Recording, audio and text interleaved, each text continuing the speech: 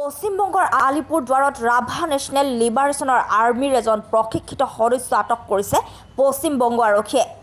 অসমৰ সক্ৰিয় উগ্ৰপন্থী সংগঠন RNLৰ সদস্য গংগাৰাম ৰাভা উৰ্ফে লুথাক পশ্চিমবংগৰ আলিপুৰ বনচুকমাৰী গাঁৱৰ পৰা মঙলবাৰে নিশা আটক কৰে।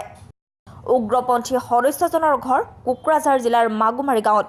পশ্চিমবংগৰ বনচুকমাৰীৰ এজন লিংকমেনৰ ঘৰৰ পৰা উগ্ৰপন্থী সদস্যজন সহ লিংকমেনজনক আটক কৰি আলিপুৰদুৱাৰ আদালতত হাজিৰ কৰি 10 দিনৰ জিম্মাত লয় আৰক্ষীয়ে।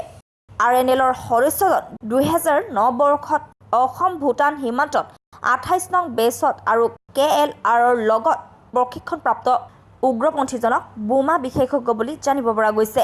লগতে আলিপুৰদুৱাৰ থানাত 2016 চনৰ এটা অপহৰণৰ গোচৰো ৰোজ আছে বুলি জানিবলৈ দিছে আৰক্ষীয়ে। Surya Barman report, B live news.